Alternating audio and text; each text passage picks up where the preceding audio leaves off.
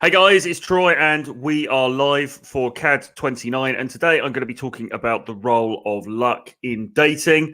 I'm going live slightly earlier than was advertised. I said it was going to be at 17 o'clock UK time and I'm going half an hour early, but this is the usual time, which is 11:30 a.m. EST. So hopefully we'll get some people coming along to watch, and if we don't, we don't. It's all good. But I thought, it's Friday the 13th, right, isn't it? And that kind of gave me the impetus to do this particular topic, this topic about luck in dating. And I've had a slightly unlucky day. I don't know if that's because it's Friday the 13th or just because I'm really disorganized. But I was feeling sort of unlucky in terms of a couple of things that happened today. And so I thought just talking about luck would be a good thing to finish off the week with. So that's what I'm going to be talking about. If you've got topics or questions that you want to bring up regarding dating, day game, the dating marketplace, any of that stuff, please put them in the chat and we will deal with them later on in the show or as they come up. Because, to be honest, I want this one to be fairly informal. So anything that you've got regarding dating and all that good stuff, whack it in the chat and we'll discuss it live on the show, because that is what CAD Live is all about. CAD Live is all about your issues, your dating problems, your dilemmas, etc., etc. Whack them in the chat. We discuss them here live. We get to the nitty gritty. We get to the bottom of it, and everybody is happy. Okay. So, luck in dating. Okay. So, does luck play a role in dating? And if it does, to what degree does it play a role? Well, of course, it does play a role to some extent, right? I mean, you'd be crazy to imagine that it didn't. You are lucky in terms of various facts about yourself, about your biography. And, we keep banging on this channel about looks and dating and, does dating, is it all about looks or is it not all about looks and all that? Well, in part, the way that you look is determined by luck. And if it so happens that you look really fantastic, like me, then, luck is in your favor and your results are going to reflect that. Okay. But on the other hand, if you are not as aesthetically blessed as other people, then luck is not in your favor. And yeah, sure. There is an element of luck in that for sure. I mean, the way that you look, other things as well, like where you are from, okay, where you are based as well, all about look. It's all about luck. If you're based in a big city where there is a lot of traffic, where there are a lot of eligible women around for you to meet, then you are luckier than somebody who is born in the middle of nowhere in a small town where the dating scene is kind of sewn up and there just aren't that many opportunities. Okay. And then on a more granular level, luck also comes into play. So, if you are, luck in terms of who you meet is really, really key. Luck in terms of who you match with on the dating app. You could be on the dating app one particular day and, you match with a few people and then you stop swiping and you go to bed. And it could have been that next girl, that if you'd have just swiped one more time, it would have turned out that she was 100% your type and you were 100% her type and you guys would have matched and you would have made sweet love and it would have been beautiful, So there's an element of luck, of course, and randomness. And the randomness, I mean, yes, we're all subject to algorithms these days, what with the dating apps and social media and stuff. But,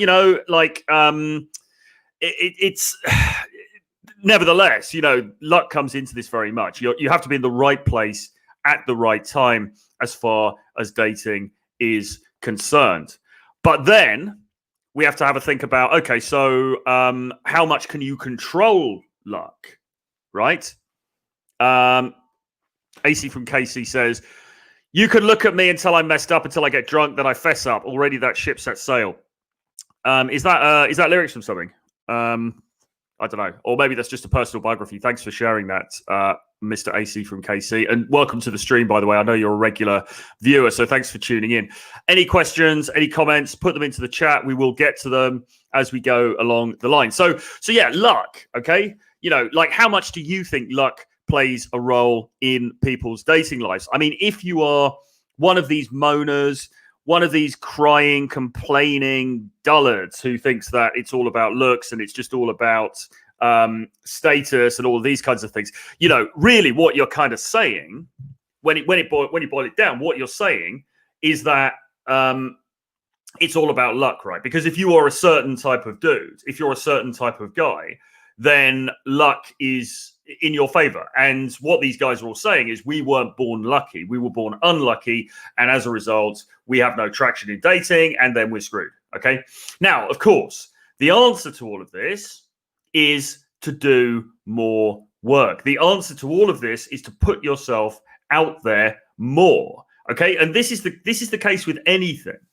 This is the case with anything in life. Okay. If you want to get luckier, you have to work harder at whatever it is you want to get luckier at. You remember the old saying, you know, the old saying, which has been attributed to Thomas Jefferson. It's been attributed to, I think, Goldwyn Mayer. The old saying that goes, the harder I work, the luckier I get. Well, you know, makes sense, right? Makes sense. It's exactly the same thing in the dating arena. You know, you need to go out there and you need to put yourself in front of, and I say that, you know, partly figuratively and partly literally, you need to put yourself in front of as many possible potential partners as you can. And in doing that, you know, you're going to face rejection. Sure. It's not going to like work all the time. But you are also going to meet some, you know, some great people that you really click with. Okay. It's, you know, volume is really, really important. And what I suspect, in fact, what I know when I see all these people who are complaining and who are saying, you know, dating advice doesn't work because it's, you know, it's all pointless, blah, blah, blah. What I suspect is that those people are basically just not putting themselves out there enough. You know, they're not working the numbers enough, you know, in the way that they should be. And so, you know, you need to put yourself out there. And this is something that Myron Gaines always talks about as well, isn't it? This is something very, you know, that he always brings up, which is like a lot of the guys who complain about their dating lives, you know, they complain about not getting traction in this marketplace. They're just basically not doing the work. You know, they're not out there. They're not putting themselves out there enough. Okay. And if they put themselves out there more, then they would see very different results. Okay, so tough love, guys. You need to be putting yourself out there. You need to be, I don't want to say selling yourself, but you kind of do, because remember that the dating advice game, if you like, is all about marketing. It's all about marketing yourself to the potential people that you want to get together with, right? You know, and marketing, if you know anything about advertising and marketing, you'll know that it's really, really important to be reaching as broad, you know, a group of people as you possibly can. That's why you get all these FMCG brands, these, you know, food manufacturing companies that will do mass advertising, you know, on TV and now across the internet and everything else, because they want to put their product in front of as many people as they possibly can. Well, it's exactly the same thing with dating, guys. You know, like and yes, okay. Now the counter argument to that, and I know someone's going to bring this up, is what about targeting a niche? And yeah, sure, absolutely. I mean, it's probable that there are certain girls that you prefer, you know, and there are certain girls that you're going to click with more than others. Yeah, absolutely, accept that for sure. You know, so you can have a specific sort of target group in mind, if you like. But the reality of the situation is that probably, if you were honest with yourself, you would admit that actually your taste is quite broad. You know, there are a number of different, you know, types of women across the spectrum that you would be quite happy to end up dating, to end up getting together with. Nothing wrong with that, right? That's absolutely, that's a good way to be. So, you know, you could have a sort of a target audience, if you like. You can have a sort of specific target niche that you you go towards more and you kind of focus on more. But like, outside of that, you might as well be reaching a wide mass of people with your dating strategy just to maximize your opportunities. Why not, right? So the greater numbers that you are going through, the better, really. So this has always got to be the first lesson. You need to be going out there and creating opportunities for yourself. So Bruno says, do you think that perfecting the fundamentals of fame is the best way for luck to be on your side? Yeah, absolutely, man. I mean, what I think is that, like I say, the harder you work, the luckier you get. So the more that you're putting yourself out there, and the more that you are approaching, and the more that you are creating opportunities for yourself, the luckier you are going to end up being. Okay, because this is all about creating opportunities for yourself. It's like I've said before. It's like that dating is a kind of an entrepreneurialism in a sense. It's like it's all about just getting out there, putting yourself in front of as many people as you possibly can, and converting some of those. Now, that's not to say that there's no skill involved, okay? Because you get better as you study this stuff and as you push forward with this stuff, you get better within those interactions. You come across in a more coherent, authentic, hopefully kind of sexy way, right? And that means that your conversion rate is hopefully going to go up. But the key must always be numbers. The key must always be volume. Okay, so yeah, absolutely. I mean, learning the stuff, but more importantly than that, putting it into practice. Now, fame works for a couple of reasons. The main reason that fame works is because of social proof. Because if you're famous, you've got a lot of people who know about you, and probably a lot of girls who are attracted to you, and then the other girls think, oh my God, that's really cool. This guy is desired by all these different women. I want to have him myself. And so that makes him very attractive. Fine. But the other thing about fame is just that it puts you in front of a lot of people. And that's why even male celebrities who are not great looking or, not particularly charismatic or whatever, end up, with greater dating opportunities than the rest of us, because they've just, by nature of their being famous, they've just reached a greater pool of people. Okay, so getting in front of a lot of people is 100% the thing that you need to be doing. Now, fame is one way of doing that, but the issue with chasing fame, if you're chasing fame to meet women, I mean, that's I guess that's okay, because I actually think that's why most people chase fame. It's because they want to improve their odds in the dating marketplace. So there's nothing specifically wrong with that. But at the same time, I think that you want to be doing something, you want to be embarked on a path that you're actually passionate about. Like if the only reason that you're joining that band is because you hope you're going to meet girls as a result, that's not really a very good reason for getting into music. Do you know what I mean? Like, there's got to be a bit more to it than that. If the only reason that you're becoming a writer is because you think if you're a writer, you're going to meet more women as a result, again, it's not really the reason to get into writing. You want to get into it because you're passionate about the craft. And, when you go into something that you're passionate about, likely you're going to perform better at it, and it's going to, and then you're going to get more famous, right? So yeah, don't do it just for the reason of dating, but fame, 100%, man. Now actually, Bruno says, actually, you meant frame. So yeah, we went off on that tangent there talking about fame, and actually he meant frame. Fair enough. But I think the thing about fame still holds good. Because fame is a great way to get in front of people. And as Tuxon says here, hi Tuxon, popularity equals pre-selection for sure. So, the first thing you want to get in front of as many people as you can. If you could get in front of as many people as you can while also demonstrating that you are desired by a lot of people, by a lot of women, that's going to give you double brownie points for sure.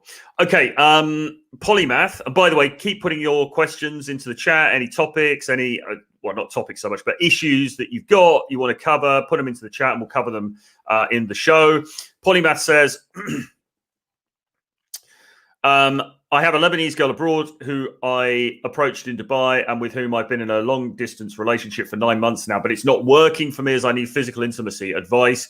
Well, look, I mean, I always advise against long distance relationships, to be honest. I don't think they're a very good idea for the reason that you outline. I mean, you need that physical intimacy. You need that physical closeness. You need that sexual element, because if you haven't got that, then really what have you got? You've got a pen pal, or you've got a Facebook friend, or an Instagram friend, or buddy, or whatever, or WhatsApp buddy, which is fine, but it's not really what you want.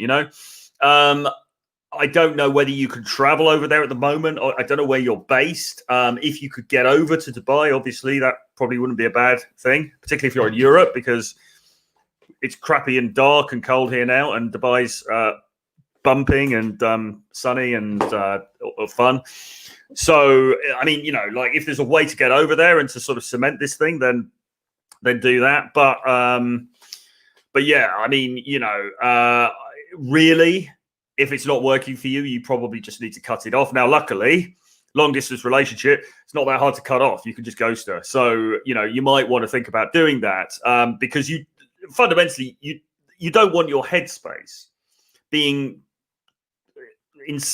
snarled up with thinking about somebody that it's not really going anywhere and it's just not really happening. Do you know what I mean? But long distance relationships in the main, not a great idea. You don't really know what she's doing. She doesn't really know what you're doing. It's a pretend relationship for the most part. The only time it's acceptable to have a long distance relationship is either if you guys are really solid together and you're planning to move in together, or planning to move countries, and she has to move a month before you for certain logistical reasons or whatever. I mean, that's one thing. That's okay.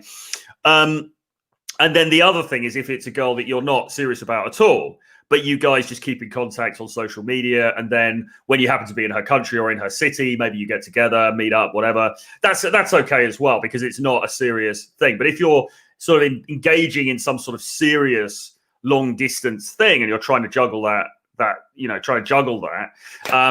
is not a good idea. That's not a good place to be. So I would advise, if you can't make this thing work, mate, I would advise to cut it off and try to find somebody nearer to home, to be honest.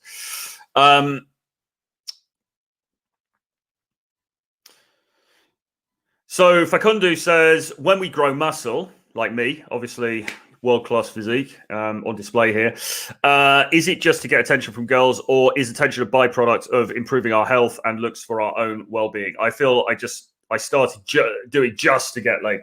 Okay, well, I mean, as much as I am of a somewhat lean frame, let's say, but I do work out, contrary to popular belief. I've actually got some dumbbells in the other room because the gyms are closed here at the moment. But I go to the gym regularly and all the rest of it, do weights. Oh, I do some cardio stuff as well because I enjoy that, running and stuff. I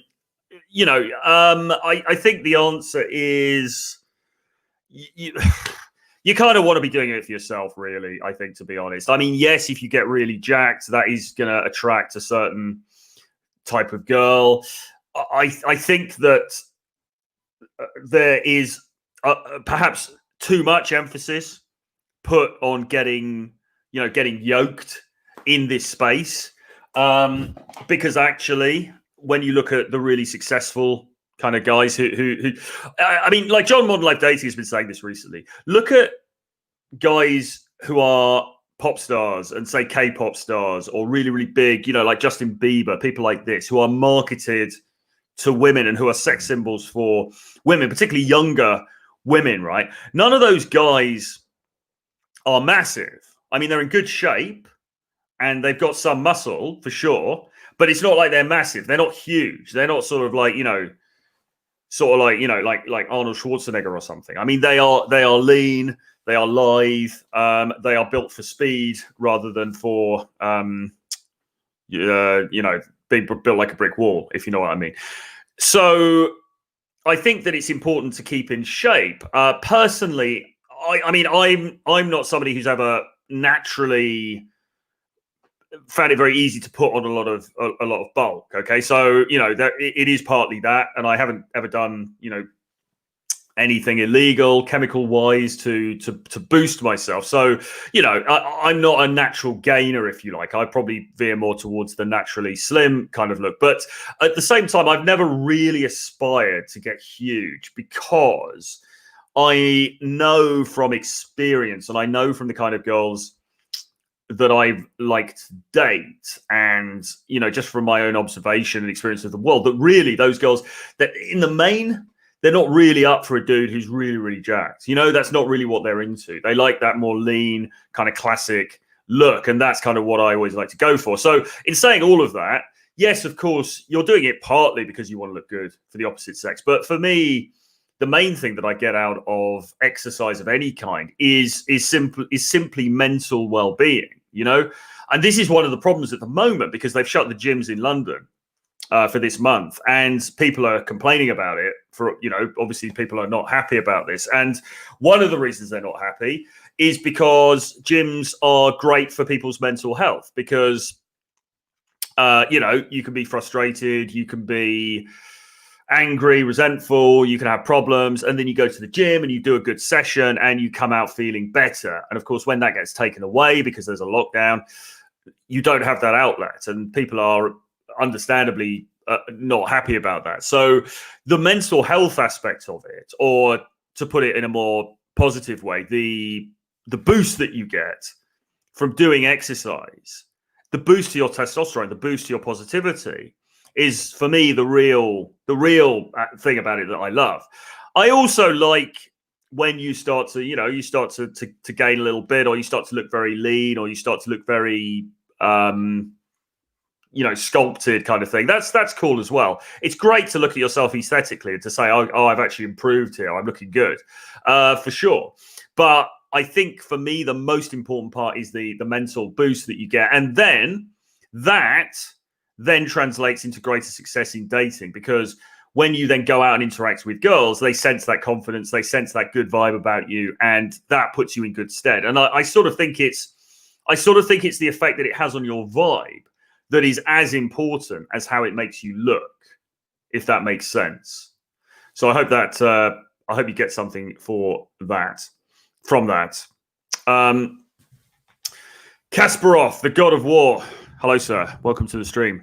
Says, what advice do you have in picking up hired guns? Okay, so hired guns, what he means by that are women who are paid to work at a particular place. So it could be a bar, it could be a coffee shop, it could be a store in the mall, or it could be even somebody like a stripper or an exotic dancer or something like that. Basically women who are paid to represent a company, and you are interacting with them and they are working. Okay, I don't mean working like working girls. I just mean they're working at the store, or in the club, or whatever it is.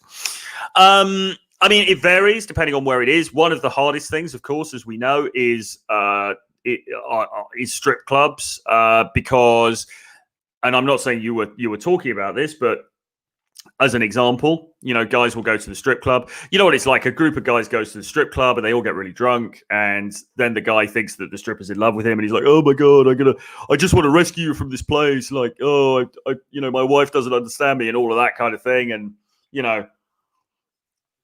gives his number to the stripper, and he's like, "Oh, I think she really liked me." And of course, she didn't. She was just trying to get money from him and charge him for private dances and things. So, that is very, very hard.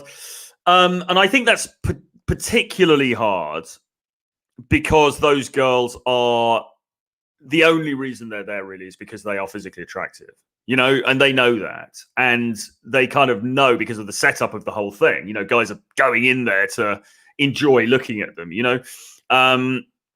It's a very straightforward sort of transaction. And so they know that they are objects of desire in that environment. And they tend to look down somewhat on the customers, because the customers are just marks. The customers are just, dupes who are there to spend loads of money on this rather pointless thing and get ripped off, really. So one of the harder things is trying to turn around the stripper customer frame, if you like, and move that forward. But if it's something like she's working in a shop or she's working even in a bar, I mean, bars can be quite tricky as well because also girls are there getting hit on a lot and everything. But shops, a little bit less so, really. I mean, like, of course, sometimes their attractiveness no doubt plays a part in perhaps why they were hired. You know, if we're being cynical about this, obviously stores want attractive girls to be there because customers like it and everything like that. But you know, they're not there. They're not. It's not a sort of a primary thing that they're getting hit on the whole time. I mean, they do get hit on quite a lot, but it's not the primary thing, you know. So I think in those situations, you can be pretty chill about it, really. You know, like in stores and things like that. I've worked with clients and just get the client to go in and, you know, just chat to her, really. And just, you know, I saw a client doing this the other day. He just went in, he was chatting to this girl in the store. You know, he started off by asking about what she was selling, the particular thing that she was demonstrating in this store. And she was talking about that. And then he was like, oh, you seem really cool. You know, your accent sounds Brazilian or whatever. And segued into a conversation, and he ended up getting her number. And so, you know, that kind of thing can be pretty easy because they are, in the end, they are just regular girls as well, you know? So you have to, it would depend on what specific type of hired gun you're talking about. You have to tailor it, okay? If it's something more like a stripper or somebody like that, then you have to be more gamey. You have to make it seem as if you're very outcome independent. You have to try to differentiate yourself from the other customers as much as possible. Certainly never paying for private dances and things like that is absolutely key. But, you know, maybe there are just easier opportunities for you. Maybe those aren't always the girls to go for. I mean, in the bar, you can try it. You can be flirtatious. Like you can be overly flirtatious and just see what happens. Yeah, you know, it's all good. You got to play your shot, but just understand that in those commercial situations, you are seen as sort of inferior to her in a sense. You know, you're just another customer, and you need to find ways to break out of that mold. Okay.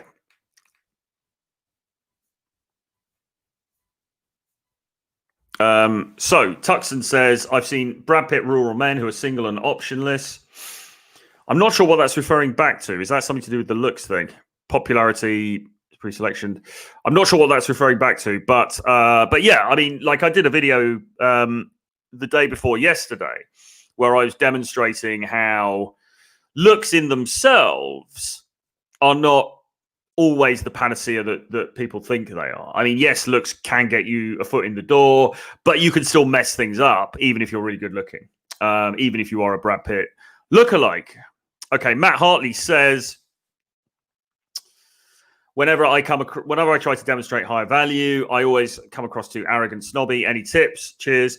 Well, for me, I think demonstrating higher value, which is basically kind of like indicating to the girl in some way that you have value, you know, I think it has to be done in a very subtle way. I think you almost have to demonstrate it through your behavior rather than through your something that you verbalize. Okay, so it could, I mean, and even things like the clothes that you wear and stuff like that, you know, it's always good to dress in a little bit more of a sort of a way that suggests that you've got it going on. Do you know what I mean? I think clothing is really important here, very symbolic. Like I've been wearing, I've got this Savile Row coat. So Savile Row is the street in London where all the very expensive tailors are based. I've got this really nice Savile Row coat. I've got this Burberry scarf. You know, I try to look sort of quite well put together and everything. So I'm walking around and I'm immediately giving the impression of value without me even having to say anything. Now, if I'm in an interaction or if I'm working with a client who's in an interaction, I encourage them not to verbalize their value. You know, you don't want to go in there and sort of be like, well, I'm the CEO of a company and I've got, you know, we've got 5 headquarters all around the UK and you know, we're breaking into international markets. You know, you don't want to be that kind of an idiot, right?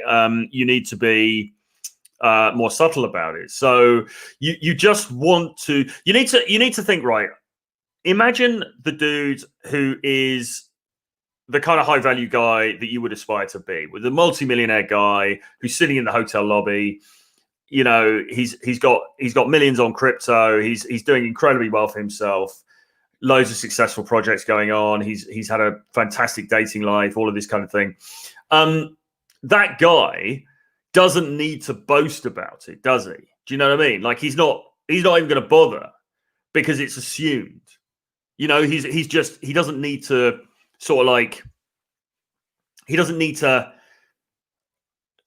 show it because it's emitted from him naturally.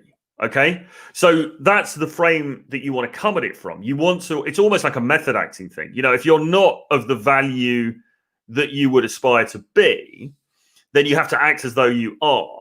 And the way that you act as though you are is by simply embodying it.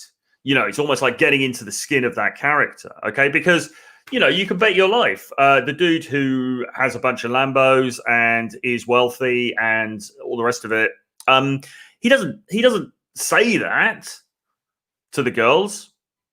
He just shows it through his body language, through his demeanor, through his confidence, through the way that he dresses, through the way that he is well groomed. Maybe he's wearing a nice cologne. You know, all of these different things makes a difference. So I would try to find ways to do it without talking about it, if you see what I mean. That's certainly what I do. I veer more on the side of saying too little, perhaps, than saying too much. Because I just, as soon as you start saying too much, then you feel like you'll try hard and you feel like she's going to clock it, and she probably will. So, you know, you've got to like try to make your whole persona suggest it.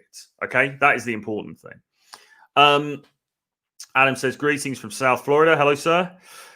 Good to see you, Adam. How would you rank the importance from the least important to the most? Money, muscles, game.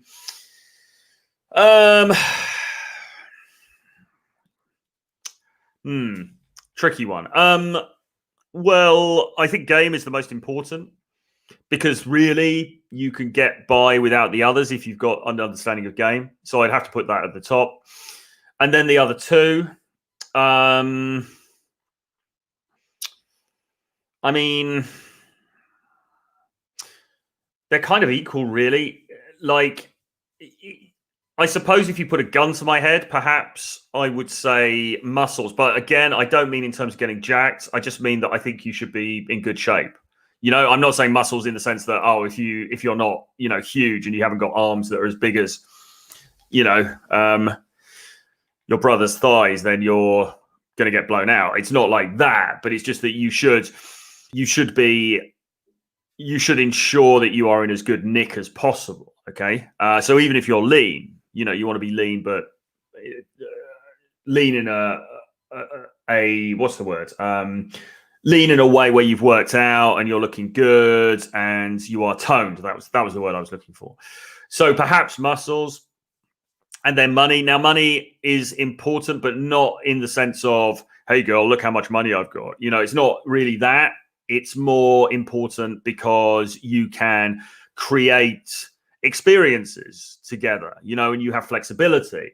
This is something even that Tristan Tate talks about, actually. I mean, Tristan Tate, obviously, those guys are not short of a bob or two. And Tristan Tate has said on several occasions, having money, it's not in itself. You're like, hey, you know, it's not like the rap video where you're splashing the cash and then the girls are coming to you because of that. I mean, obviously that dynamic exists, but that's not really what you want. You know, you're not looking for overt gold diggers, right? You know, but what money does do is it allows you to have a good time, and it gives you logistical freedom. You know, like if she's in a different, you know, like it's almost like she's in a different city and you can say, oh, I tell you what, I'll get you a car to come over, something like that, you know, or we'll go to this cool place, or I can meet you in the middle of the day on Wednesday because I'm not tied down to a 9-to-5 job with a boss. It's more those kinds of things, you know, rather than her just going, oh my God, this guy's got millions of dollars.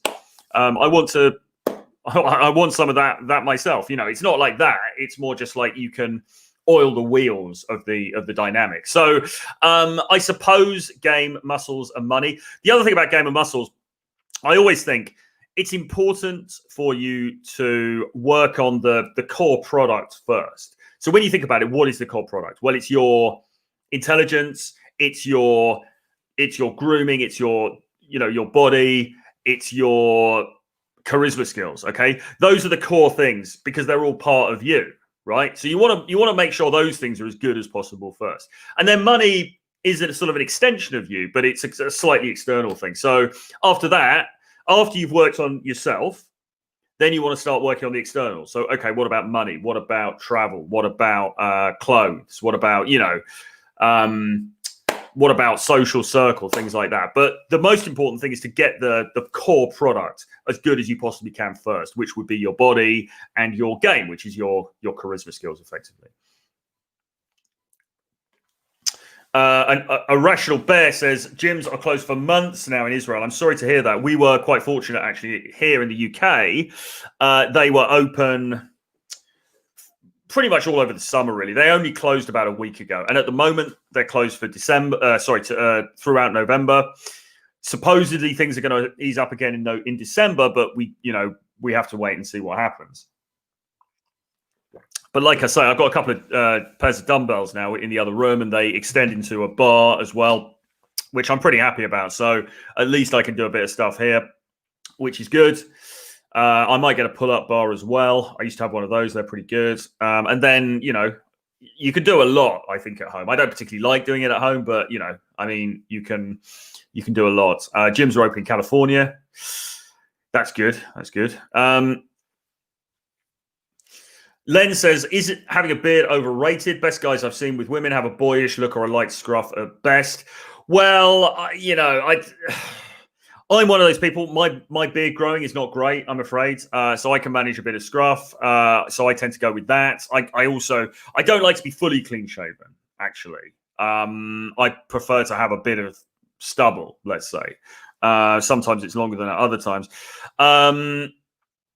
So that would be my take. And also, to be honest, I've never been a massive fan of beards, really. I think the thing with beards is that I suspect the vogue for beards will go at some point, and then we'll all be looking at these pictures going, oh my God, I can't believe that I grew that big beard. How silly I looked, blah, blah, blah. I don't think that's quite happened yet. I don't know, man. I mean, whatever works for you, really. I don't think it really matters. But I don't think, if you're somebody that you can't grow a very good beard, or you just don't like that look, I don't think it's something to stress over. Just do whatever works for you. I've personally felt like a bit of stubble is best for me, and that's it's never been an issue. So I just go with whatever works, really, man. Okay, Simeon says, I have 2 park walking dates set up for this weekend. As we're in the lockdown, should I realistically be looking to close? If not, then what else? Great content, Troy. Okay, so are you based in London? I wonder if he's based in London or the UK. But regardless, I mean, we're in lockdown in London, and you can certainly legally, you can do walking dates because you're allowed to meet up with other people outside from different households. So that's fine. As for whether you should close or not, of course, well, I have to leave that to your discretion, really. I mean, obviously, theoretically, not theoretically, you're not allowed to because of the COVID rules. That said, are some girls going to be willing to? Probably. I certainly know in the first lockdown, there were people who were just, kind of staying over with each other and doing different things. So I think you need to play it by ear, really, and you need to decide. Where you stand in terms of transgressing the rules. You could do a couple of. I mean, look, the thing is, really, already we're halfway through the month, pretty much. We haven't got that long to go until December, so you could do a couple of coffee walking dates, and just kind of like keep it like sort of hanging until hopefully December when things ease up. It's down to you, really, but ultimately, it's down to these girls and what they are comfortable with. Okay, I mean, you could certainly suggest it.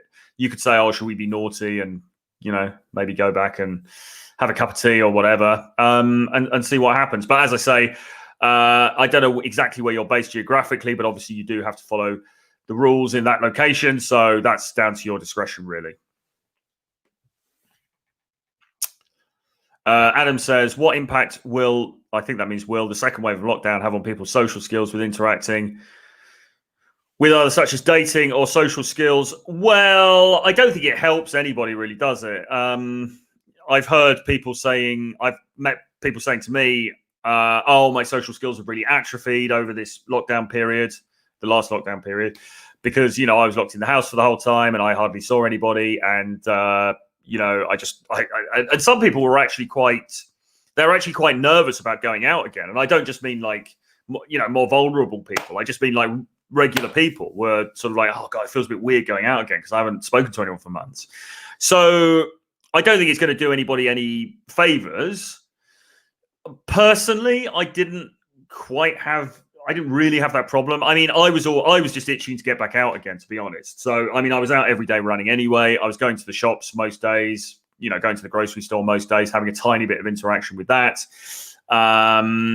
I was also with my girlfriend. So I suppose I was fortunate in the sense that I wasn't just sitting on my own in a room for months, which perhaps some people were. So obviously I had interaction with her and her flatmates at certain times. And yeah, I mean, I was just one of those people. I was just really, really keen to get back out there. So as soon as they lifted it, pretty much, I was back out. I mean, the first night when they lifted restrictions and restaurants were open again, we were out in restaurants in central London, So for me, I was just like bang straight back out there because I like human interaction. Not because I mean, it's kind of weird because it's not like I'm an extrovert. I'm actually kind of an introvert, actually, but I like to be able to go out and just see other people and have people around. You know what I mean? Even if I'm not particularly engaging with them all that much. So, I was just straight out into the race as soon as they opened up again. Other people were more reticent, and I think they found it more difficult. But like fundamentally, I don't think lockdowns are going to change human nature. I mean, it's people are still going to want to get together. People are still going to want to date. It's just, it's a temporary thing, hopefully, unless we are entering the dystopia, which I don't really believe. I mean, I think this is a temporary thing. I think restrictions will ease. And they have eased in some places less so. It's a more mixed picture now. And I think that it puts you back a little bit, perhaps, but I think we all click back into it pretty quickly. I mean, when I was in London like a couple of weeks ago, before the new lockdown had been put in, there were loads of people out and about, and the vibe was really good. And it was all back. It felt like it was almost back to normal, right? And I think that will happen.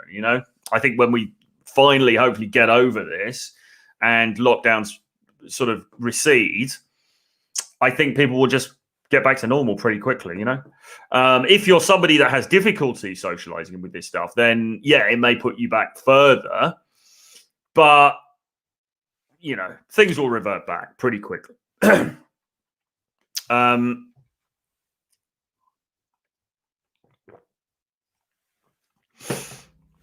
Fakundu says, thanks for the answer. Oh, by the way, thank you to Simeon who said great content, Troy. Thanks for that, man. I appreciate it. Fakundu says, thanks for the answer.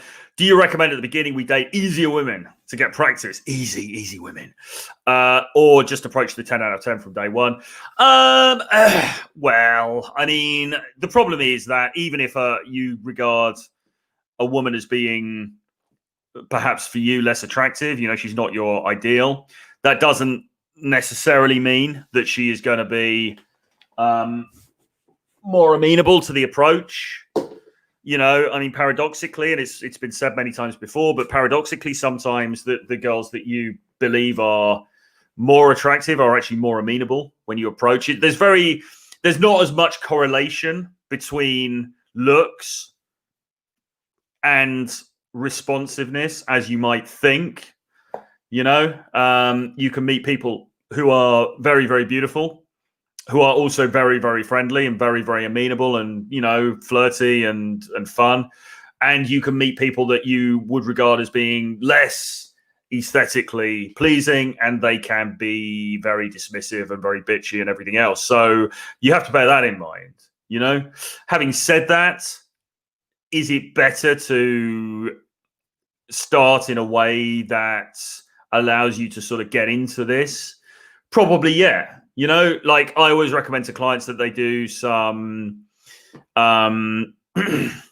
warm-ups, like warm-up approaches. And warm-up approaches can be just asking for the time or asking for the directions to Starbucks or to McDonald's or the Apple Store or whatever, right? So there's no pressure on you, okay?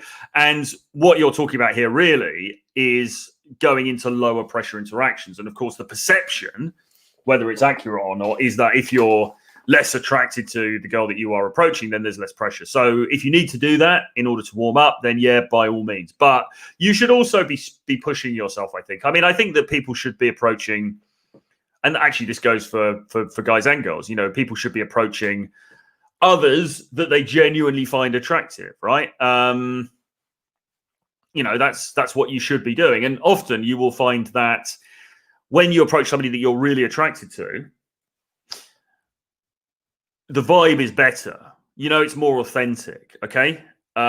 If you approach somebody and you're not actually that attracted to them, but you're kind of doing it just for the sake of it, that can feel somewhat inauthentic. It doesn't necessarily go as well.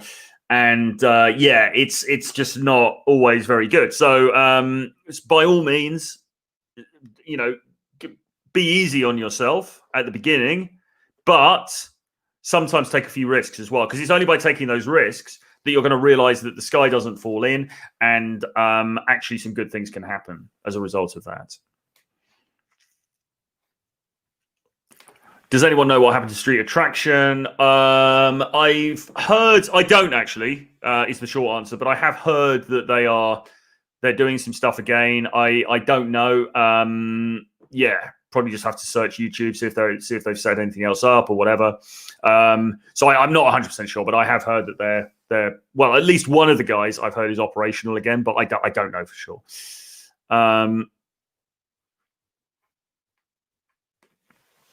Dan Ham, hi Dan, good to chat with you earlier. Says leather jacket pays me dividends. I think leather jackets are a great staple for game. That was always the big thing with people, Tom Torero and the London Day Game guys. They would always recommend wearing a leather jacket. It's certainly been a staple for my wardrobe, and they work very well. I think aesthetically they look really good.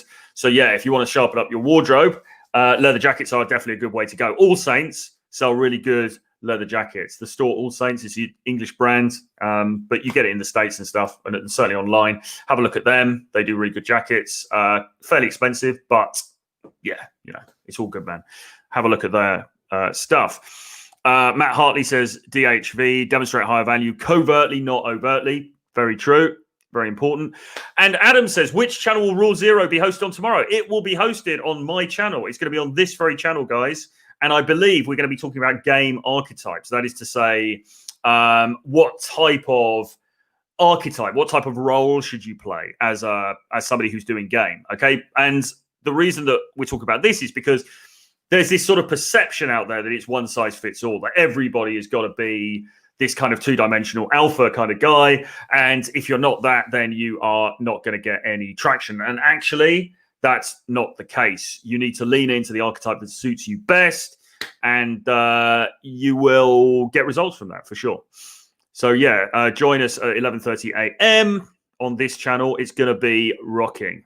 MLD in the house. Hey, John. So John says supporting game is one, money greases the wheel, game is the driving force. 100% agree with that. He's absolutely right. Greg says the UK needs to stand up to the government. These are some insane rules. Well, we in England we tend to be rather, everyone just sits around and has a nice cup of tea and complains. But yeah, there's certainly a lot more resistance to the regulations now than there was the first time around. And even in the media, in the media, we're now seeing a lot of anti-restrictions rhetoric in a lot of the main newspapers, and a lot of the main, as you would expect, right-wing newspapers. And many of the members of parliament, many of the politicians are also very against restrictions as well. So I think what's going to be interesting, I mean, this has gone through now. We've got these restrictions this month until supposedly the 2nd of December. I think what's going to be really interesting is what happens then. And I think what we're going to see is a bigger battle this time about further restrictions. Because if they try to just put restrictions in again, I think there's going to be a lot of resistance to it this time from the MPs and the public. So, interesting to see what happens. So my DJ Journey says, I would say status access, money rather than game. Looks is a reflection of this. Is your status congruent with your looks? Well, yes, that I mean, I agree, but he didn't put status as one of the options in the specific question he asked. I mean, we addressed this before a while back on I think it was on a Rule Zero or something. And yes, I mean, we said, and John MLD agreed that status was the most important one for sure. And it probably is more important than game. But that wasn't one of the ones that he included. So that's why I didn't mention it before. Michael says, are you a Christian? Well, I mean, I was raised a Christian, actually. And funnily enough, I was just in a church. I was in a church before I started this stream. And the reason that I was in a church was because I tried to I had a really annoying day today. I think because it's Friday the 13th, it was kind of unlucky. And I tried to I had a few things to do. I went out into the city. I tried to go to a 12-step recovery meeting. And I was denied entry because they're capped at a certain number of people that can go. So I tried to get into this thing, and my friend was there and he got in and I didn't. And I was kind of annoyed about that. Because I was looking forward to just sitting down, and it's a good sort of like self-care kind of a thing that I do. But anyway, I wandered off and I had a look in a shop, and then I had to meet my cameraman Dan to do some filming for the trailer for CAD Academy, which is out on 1st of December, guys. So I met him and we did a quick bit of filming, and then I went to go to a second 12-step recovery meeting, and we were slightly late, and I got there just on time, and there was a guy on the door and he said, sorry, they're at full capacity, you can't come in. And I just got really mad. I was just really angry. I was like, I was cursing because and to be honest, it's not the end of the world, but it's just like that, that feeling of bad luck. It's like you try and do something and then you get turned down, then you get turned down again. It's God's sake. But this particular meeting was next to a church. It was actually in the grounds of the church, and the church was open because churches are open in the UK, although they're not running services at the moment. And I thought, you know what, I'm just going to go and sit in the church and just cool down. So I went and sat in the church, and I looked at the beautiful stained glass windows of Jesus and all the rest of it, and I just kind of chilled. And so the answer to the question is no, not really, in the sense that I'm not really an observing Christian. But the reality is, that's how I was brought up. I was brought up in Church of England schools. We would go to church. I went to Sunday school for a bit. So, I think that one has to appreciate that it is part of one's culture. It is part of the upbringing. And so, I don't know, it is what it is. But no, I'm not somebody who's practicing. I'm not sort of going to church every week or anything like that. Simon is based in Essex.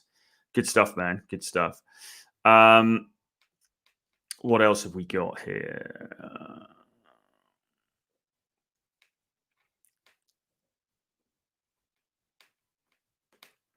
Zen says, love your vids. Thanks, mate. Thank you for tuning in, Zen.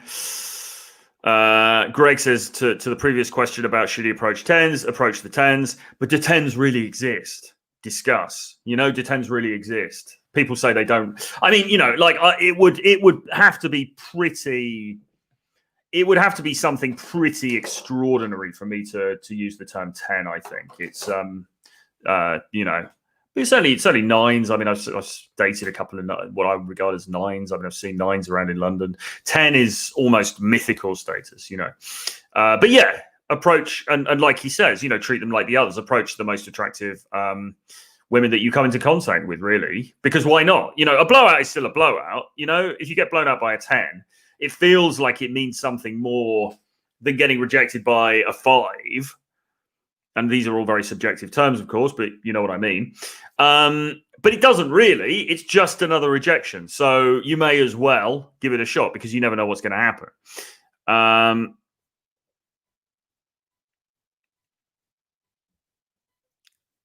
12-step recovery meetings from addiction. Yeah, I was a very naughty boy in my younger days, and I drank a lot of alcohol, and I did various other substances, and so I have to stay off them now. And so abstinence-based recovery has been the way forward for me to help to handle those issues. So yeah, that's what it's about. It's just part of my sort of daily routine or weekly routine. Not really a big deal, but it is what it is. It's certainly something I've created some content on before on this channel, and I probably I did a video actually about not drinking while dating. I've done a few things about that. I'll probably do some more about that going forward. So yeah, it's part of my story, if you like. It is what it is, really. There's some funny things that happen sometimes in those meetings. Other times they're a bit boring, but it's all good. It's kept me on the straight and narrow. So Miguel says, the trick is to go into an intense workout and get your testosterone up before you approach the ladies. That I agree with 100%. If you do something like squats or one of those big compound exercises before you go out, definitely gives you that testosterone spike, and that has its effect as you go out, for sure. That's really, really good advice. I used to time it so that, say I was going out at night, maybe I'd do a workout an hour or so before I went out. Even if you're doing daytime approach, same thing. Do the workout, then go out. You walk out, you're feeling like on top of the world. That confidence comes through, that sort of testosterone. Very, very cool. Very important to do. Have you done pickup in Bulgaria? No, I haven't actually, but I'd very much like to visit Bulgaria. I was considering, I would love to have gone in the summer, actually. And we were looking at that as a potential place to go. Sunny Beach is meant to be a lot of fun. It's just been a weird summer, hasn't it? What with restrictions and lockdowns and things like this. So, but no, I'm Bulgaria, definitely on the list, 100% up for that for sure. Ended up in this weird Bulgarian bar in London, actually, I suppose a couple of months ago now. Went into this bar in North London, and there were all these like Bulgarian mafiosa type people in there. And then there was this girl wearing this little sparkly dress who was singing these like Bulgarian or like Balkan like love songs. And all these guys were like mafiosa guys with like tears pouring down their cheeks. And it was kind of really weird, but it was really cool. I quite like that whole Balkan culture. There's something kind of interesting about it. The Balkans are a really cool place. So, yeah, man, 100% up for it. Let's see what the future brings. Do you watch Premier League? I'm afraid I'm a bit weak with all that. I'm not a massive football fan. I quite like Chelsea. It's good that they've kept the Premier League going throughout this period. So let's see how things go. I'm not a massive football fan, to be honest, but I do appreciate I do appreciate a good game as and when I see them. Irrational Bear says SMV is subjective. A 10, maybe an 8 for someone else. 100% true. That's the other really, really true thing. It is very subjective, and there's so many sort of variables in all of this that.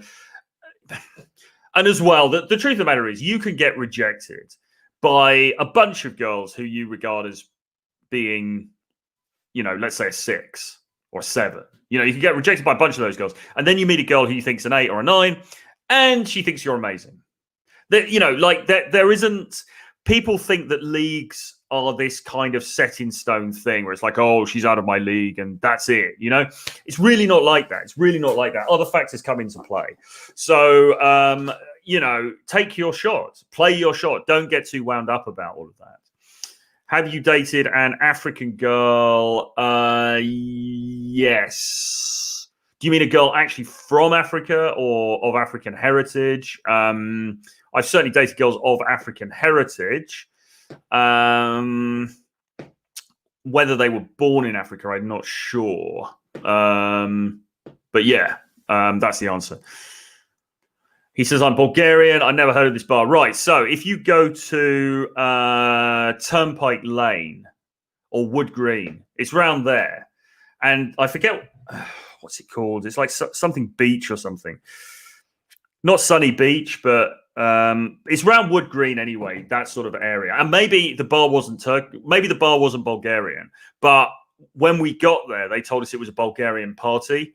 And so, you know, and then I spoke to the girl who was singing, and she told us she was singing like she described them as Balkan love songs. But my understanding was the people in there were Bulgarian. It was kind of like a Bulgarian vibe. So it was around that area. I don't know if you know that area, sort of between Wood Green and Turnpike Lane. But there's a few. I think there's quite a few Bulgarian people living around there. So it was near to there. If you come out of the station, if you come out of Turnpike Lane station and turn left, instead of turning right onto that high street, you turn left and go down the other way. It was down there.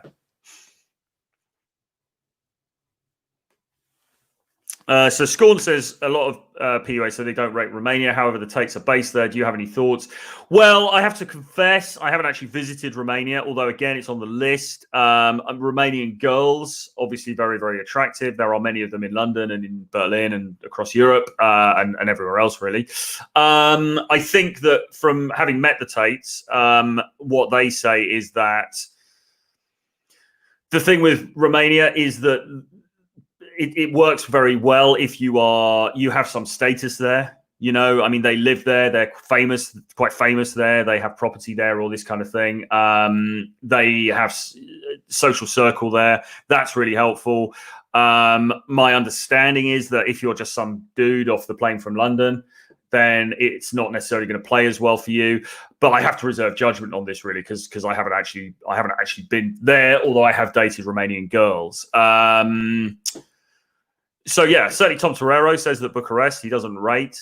So, you know, but there again, that stuff is very subjective as well. So I would give it a go, visit, see what happens. You know, like it could be awesome. You know, like you have to find out for yourself, really, with a lot of these things.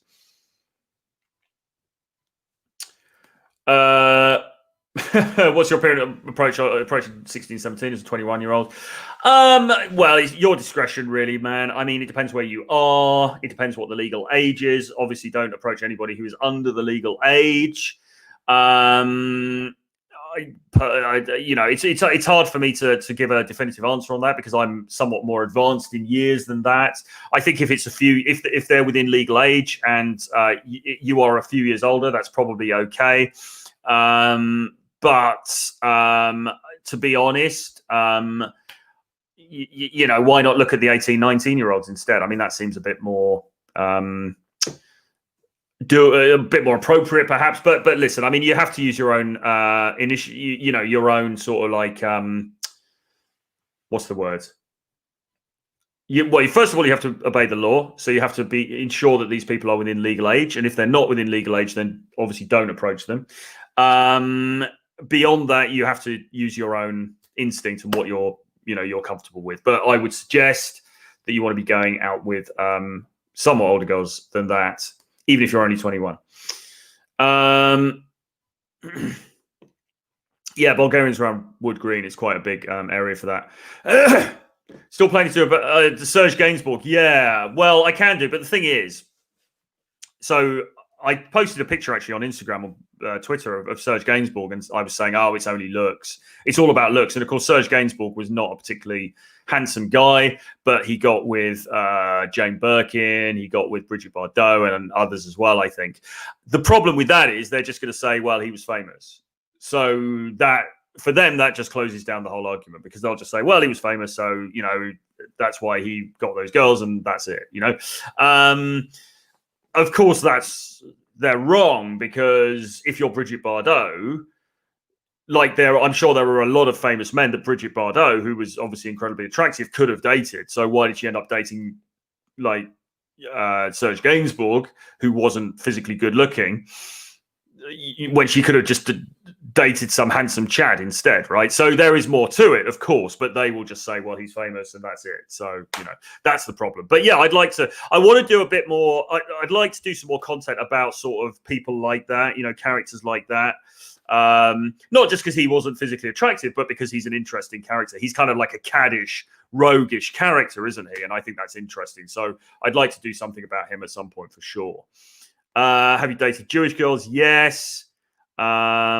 He's in the UK. Well, like I say, that is then within legal age. It has to be at your own discretion, man. I would go older if you can. Well, I have a girlfriend at the moment, so I'm helping other clients. I'm not hitting it in the way that I was. There was a time when I was approaching 100 a month, because that was my target. And you've got to keep sharp. Put it that way. You've got to keep sharp. But I mean, I've done something like 10,000 approaches now. So I mean, really, I'm just so sort of like, you almost get burned out after a while. Do you know what I mean? But I've certainly got enough under my belt for sure. But you have to fit that in then with, having a girl and all the rest of it. So there you go. Okay. I think we are fairly up to date now with the questions, and we've done over an hour. So how about Muslim girls? Yeah, I've dated Muslim girls as well. I'm not partisan in terms of religion. It's sort of, all are welcome.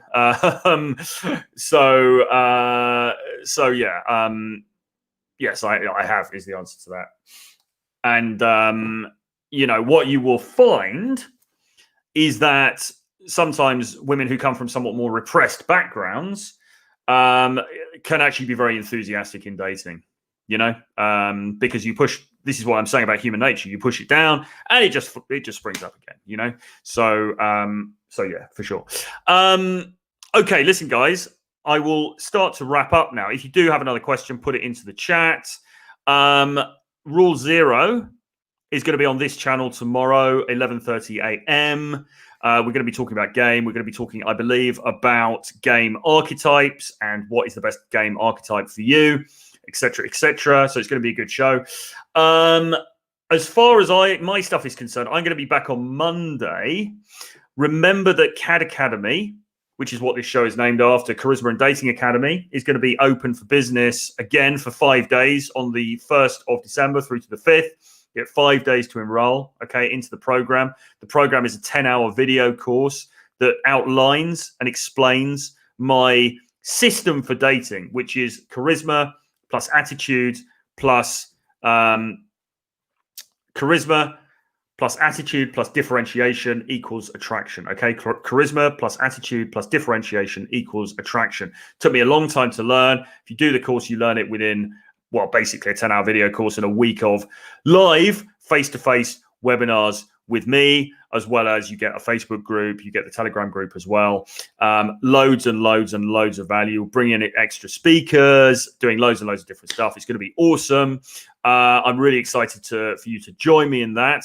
There will be more details on that next week coming out on this channel. But in the meantime, you must join my free email. So there's a link below to my free email list. Get on that, because I send out an article Monday to Friday, little article, little game tips, little suggestions, advice, and so on and so forth, as well as news and offers and giveaways. So you need to get on that free daily email list, and that will give you more information about CAD Academy slightly nearer to the time. Okay, so the build-up is through this month, but as I say, we're launching on the 1st of December for a 5-day only enrollment period, and then the doors clang shut. And you won't be able to join. And then you'll be crying over Christmas thinking, oh my God, I should have joined CAD Academy, because 2021 is going to be lit. And I'm not going to have those amazing skills that would have helped me to ace it in the dating marketplace had I joined CAD. A couple of other things coming up. What do you think about societies like India, where people aren't that open to cold approach with strangers? Tricky one. It's a tricky one. I don't have an immediate answer to that. My girl is Indian, although she was brought up in Dubai. So I've got some insight into Indian culture through her. tricky one, man. I'll have to come back on that. I'm not sure there's really an easy answer. I believe that the dating apps are a little bit more happening over in India. I mean, it might be that you need to get out of that society. To be honest, it might be that you need to come over and go elsewhere to really ace it.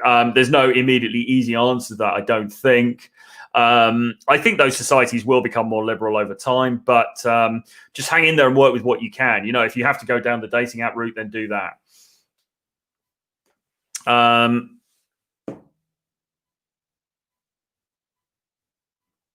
What do you do when you hear a girl you don't know talks about you when seeing you in the street? Well, I would go over and ask her why she's saying, I just heard you talk. How dare you? How dare you talk about me? I had to come over and reprimand you for that, young lady. I think you want to go in there and you want to kind of take advantage, because not take advantage in a bad way, but I mean, you want to take advantage of the moment, because I suspect that she is talking about you, probably because she's interested. So it's an indicator of interest. And you want to follow up on that. When is enough money to resign from your job? It's a tough one. If you've got 6 months worth of money stashed away, that is probably a good ballpark. But I would say ideally you want to have another revenue stream. You want to have another income stream. I mean, the most robust thing is once your income stream from your side hustle equals what you're getting paid from your job, and then you can seamlessly just ditch the job and do the side hustle full time. But I would have at least 6 months worth saved up for sure, and also I would have some sort of money coming in from something else. So at least it's starting, even if you haven't got it up to your full amount yet. What if it's a negative comment? Well, I don't know, really. I mean, it depends how negative it is. If she says, look at that incredibly ugly guy, then I would probably just walk on, because it's unlikely you're going to get much traction. If it depends what the nature of it is. If she's being teasing, she could be doing something for a flirtatious reason. So I don't know. No harm in going up and saying, hey, I just heard you say that. I'm very hurt. So I'm actually a really nice guy. Why are you saying this stuff about me? And just see where it goes. It depends. If she's being really offensive, then you might just want to walk on by.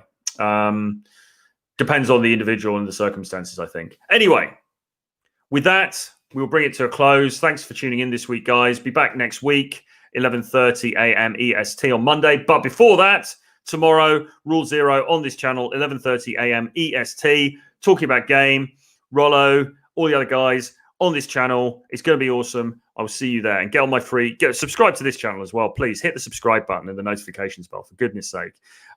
Many of you aren't subscribed yet. You need to be, because you get first dibs on when the new videos come out. Okay, I'll see you again very soon. Bye-bye.